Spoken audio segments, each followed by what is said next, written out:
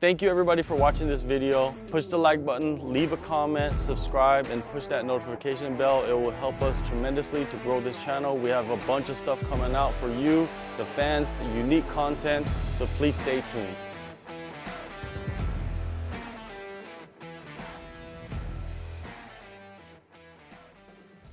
JHK here for the AllStar, and joining me right now is Bellator bantamweight contender Josh Hill. Josh, thank you so much.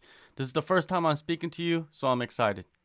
Thanks for having me, Jay. John. He said whatever to call you, whatever. So for sure, man. I really appreciate it extra because today is your birthday, man, and happy birthday to you. And what about birthdays during fight camp and during the holidays? You know, how do you celebrate without breaking the diet or, you know? Yeah, me and my family just did a little birthday deal before I left. But yeah, it sucks being away. I'm in California training for this one. So yeah, it sucks being away from home during it, but whatever, you know. I know I never do anything huge for my birthday. You know, I don't get just another day, but yeah, I like being with the fam. So, but other than that, yeah, as far as food and stuff like that, like I'm pretty good right now. My weight's light. I'm low. So I don't have to worry too much. I'm not dieting really too much, which is nice. Yeah, definitely. I'm pretty sure that's experience throughout the years, right? Like knowing what to do and knowing what to Oh do during certain times of the year. yeah, I was my 25th fight, so bet, bro, I'm getting old. So yeah, I've been around now. I know the game, know my body. So yeah, we're good. That's good. That's good to hear, man. And Bellator 270 in Dublin, man. A big matchup in the division. Apache mix, James Gallagher. Apache goes in there, misses weight, but still goes in there and submits Gallagher. What did you expect that outcome? Yeah, I did. Yeah, I thought he'd do it quicker, to be honest. Credit to Gallagher. He looked like he was improved. It was a battle of just guillotines. Both guys that's all they wanted to do, guillotine, and he finally got one. But yeah, I figured Mix would submit him. Yeah, that was my prediction. Yeah, it's what do you see with Mix? Do you feel like he's one of the top guys next in line for the title, or do you see somebody else? No, I would say Mix is good, but I would say Stotts has got to be number one. I lost to him, then he beat Magomedov, so he just took out two top guys. And yeah, I would say if Horiguchi wins, I would say Stotts will fight Horiguchi next. My prediction, and then if Pettis wins, I don't know what they're going to do because I don't know if they fight each other because they're teammates, right? So it's a weird situation there. So yeah, I'll just see how it plays out, I guess. I think a lot of fans don't understand that, you know, guys could be teammates, but they might not even train with each other that much, right? You probably seen that in the gyms. Yeah, for sure. I've thankfully never had to really do that. I've the closest I've came to, I fought a guy that I've trained with him like two times, but we weren't from the same gym or anything. We just happened to cross paths twice, and the second time we knew we were going to fight each other, so we didn't really, kind of stay away from each other. But for the most part, yeah, But he might be a guy that he trains with every single day, and one of his main stablemates. So that would be awkward, because what do you do? You know, who does your coach go with? Does he go with anybody? And if he goes with somebody that's like, big disadvantage to the other person, and where do they train? Do they train at the same place together for each other? So yeah, it's kind of awkward. We've seen that though recently with Gilbert Burns and Kamaru Usman. They were teammates. They were in the same gym, and then Kamaru just left. You know, what do you think of that situation where like the champion leaves the gym, and then the challenger stays with the coaches, and then they fight each other? It's weird, man. I guess we've seen it again before with Rashad and Jones, but it was reversed. Um, yeah, as long as both guys are good with it, dude, and they're like, it seems like Usman, it was a good move for him. Look at him now, look how well he's doing, right? So, if both guys are good with it, and if it's worth it, if they're making some good money and it's for something meaningful, like it was just like, you're an up and comer and you're fighting your good buddy and teammate, then for like a couple $100, $1,000, it's not really worth it, you know what I mean? But yeah, if it's a bigger, bigger prize, and then maybe it's worth it, right? Yeah, six figures changes a lot of things in life. Yeah, even more really, but yeah, more the better for the fighter, right? Yeah, yeah. The last you mentioned Rufian Stotts. That was your last fight in May. What was your assessment of that fight? Shit, shit fight. Yeah, just it wasn't good. It was it just I think it was numerous things. It was just stylistically. I said that before the fight too. Like we were very similar styles, very like more methodical, good wrestling base, very good athletes. Tight striking. So I said it's either going to be like fireworks or it's kind of going to be a stalemate. And it was kind of more of a stalemate, and I just didn't feel really great in there. I didn't find a groove, just couldn't get in that flow state, couldn't just get moving. And credit to him, I mean, he did enough to win. And I don't think either of our performances were that great, but his was better than mine. And yeah, I just want to shake that one off and get back to the winning ways like I was doing. Before that fight, you were on a pretty long winning streak, and you are a seasoned veteran. You mentioned earlier, still competing with the best of the best. What adjustments, did you make throughout the years that allowed you to continue to be in title contention? Uh, Nothing really, man. Well, I guess as of late, as you get older, things start to like break more, and injuries, occur, and you get more, a little more sore. But I would say, yeah, recovery and like proper rehab and stuff like that, and dealing with injuries a little bit more. That would be the only main thing, and then also not killing yourself so much with training. Like I used to overtrain all the time. And that's just something that comes with with good coaches around you and training partners and experience. So knowing when to kind of pull back a bit or listen to my body, things like that. As you get older, you start to do. I know how to fight already. I've been there. It's just trying to take care of your body as best you can before you get to the actual stage. So that's kind of where we're at. What about the mental side? I know mental coaching is something that I believe you have a business too that you Cerebral Champions. Can you talk about that a little bit? Yeah, I just started that actually recently, and like a couple months ago. And the mental game is so important, man. And it's something that I lacked for years, and I struggle with performance anxiety, and I think it hindered a lot of my performances, even the ones that I won. And then I had an injury that took me out for a while, so I just started reading up on it, and I kind of just became fascinated with it, and just kind of read more and more, and went back to school online for it, and that's kind of what I want to do. I want to first of all help myself, and go into fights with the best mental game possible, and also help other athletes that I know are struggling with it. Whether it's performance anxiety, fear of failure, overcoming injury, overcoming adversity, confidence, all these types of things play a huge role, and I think it's overlooked a lot. It's starting to come more to light now, with as fighters are kind of starting to use that. So yeah, it's something that I want to do. I'm starting to do now. I'm working with people now, but it's something that I want to, start now, and kind of build my way up, and then eventually, once I'm done fighting, kind of be my primary business and source of. That's great, man. I'm fully behind you because you actually fought, like you actually competed, and then now you're going into that aspect. Is great. Yeah, that was kind of one of my thing too. Like, I've talked to sports psychologists before, and things, and they're great. Don't get me wrong; they're very good. But I felt that I wanted to talk to somebody that's actually been there. You know what I mean? And actually physically felt and mentally felt, emotionally felt all the things that goes in with competing at the highest level, especially with individual sports. It's even I think a step further as far as the mental game, because it's all on you. So yeah, I think with the education, and then also with my experience background, I think it can be very effective. After beating Keith Lee a few months back, Jornel Lugo, he was calling to fight you. Was that ever discussed? Oh, was he? Yeah. Oh, you didn't know. I didn't know. You're No, not I paying didn't. attention.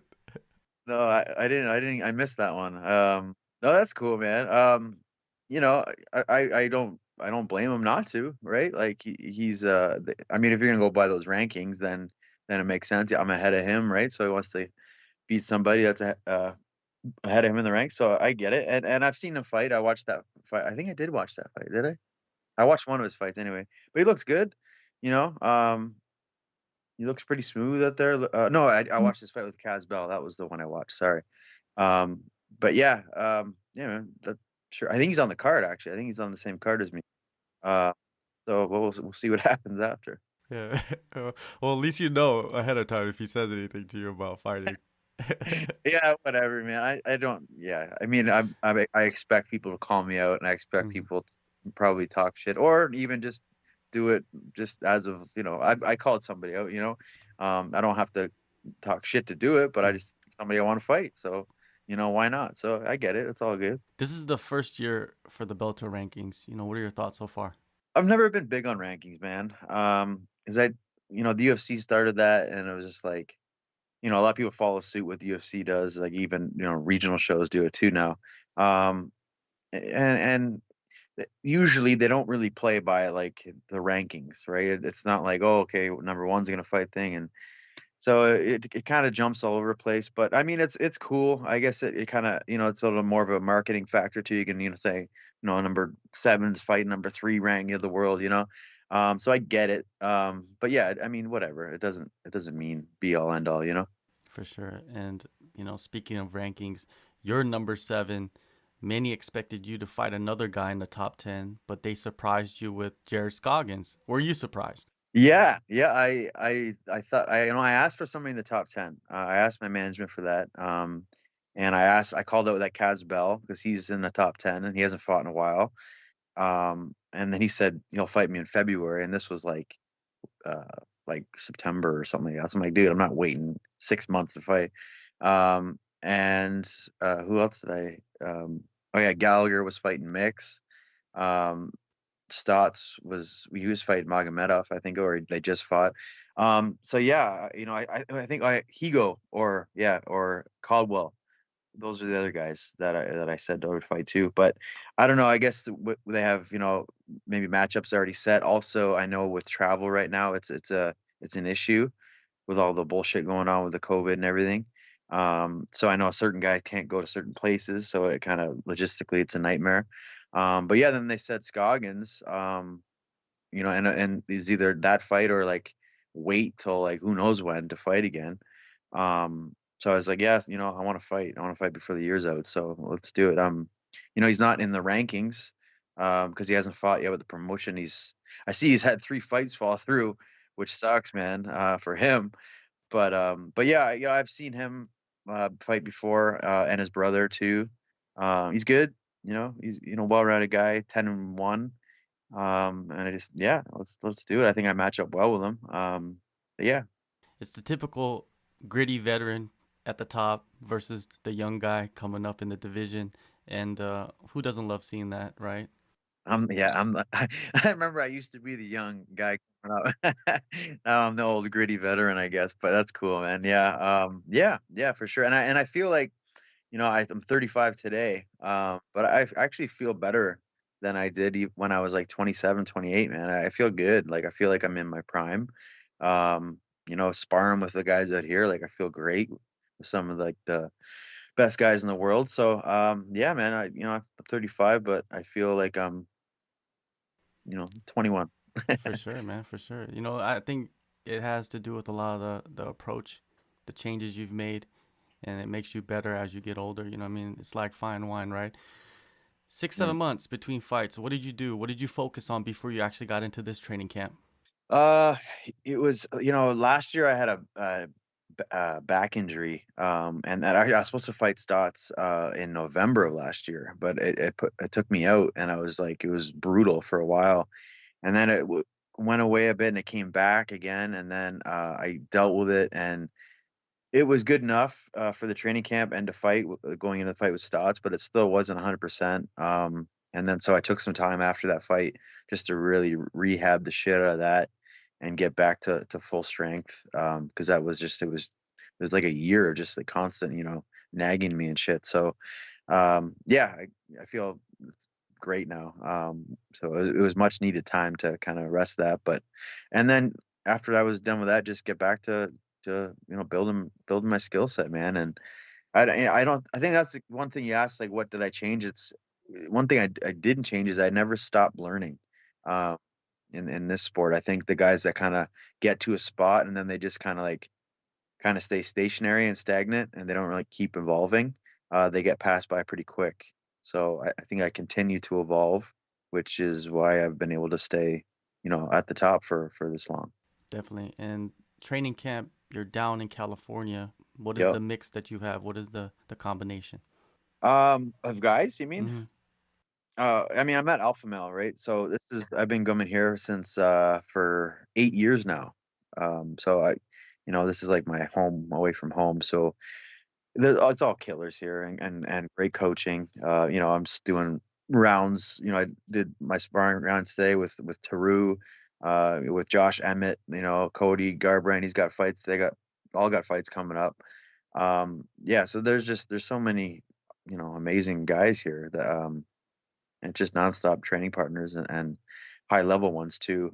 So yeah, I always come out here for camps. I love it. How crazy of a character is Teru, though? You know what I mean? Like, this guy.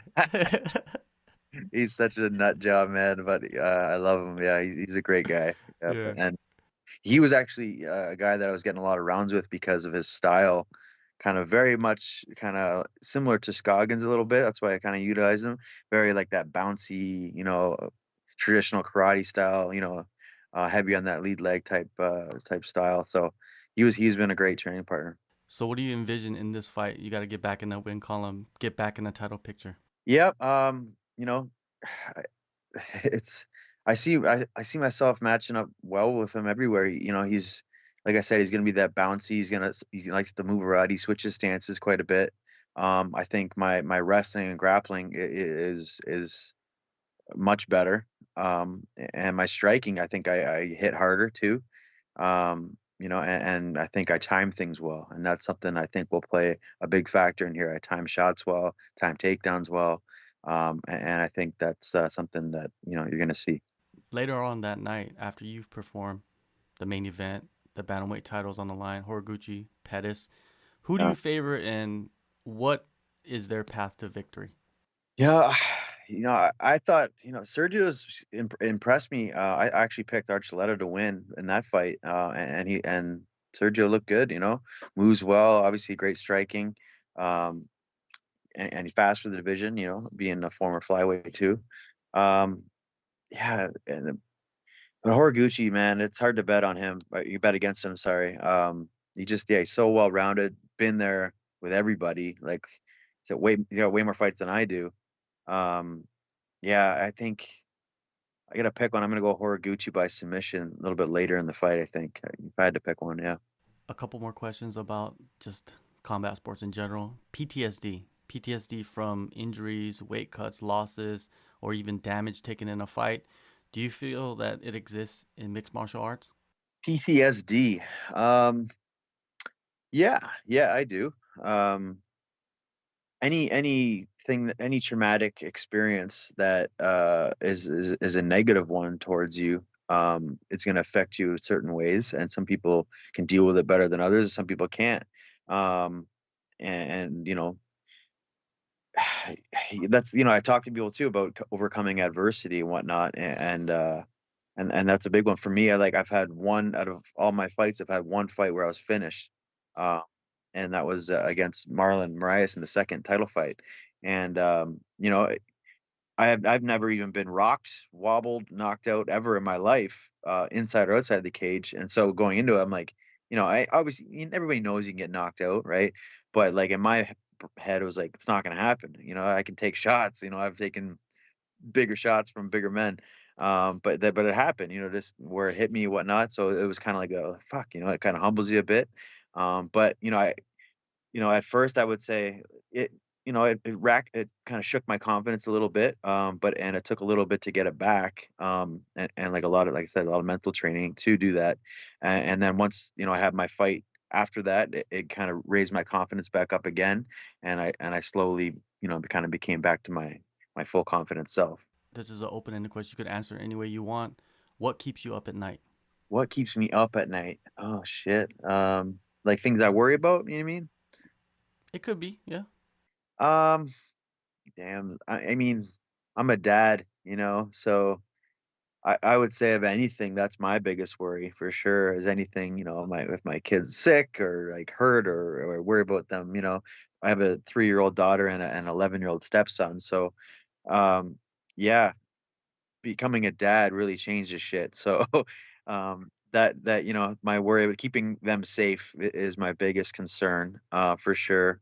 And then I think as you get older, people you start losing people in your life. I guess like always that's I guess that's my biggest fear is losing my loved ones, I guess. So yeah, I try not to like dwell on it and be depressed all the time and you know worrying and being a state of anxiety. But yeah, I guess that just going out of my way to make sure I see people and to, or at least talk to people as much as I can because you never know what the hell is gonna happen, right? So that I guess those would be my worries. All right. Well, there's no worry, man. December 3rd, Bellator 272. You're gonna step in that cage and get in a fist fight. Thank you so much for the time, Josh. No problem, man. Anytime, brother.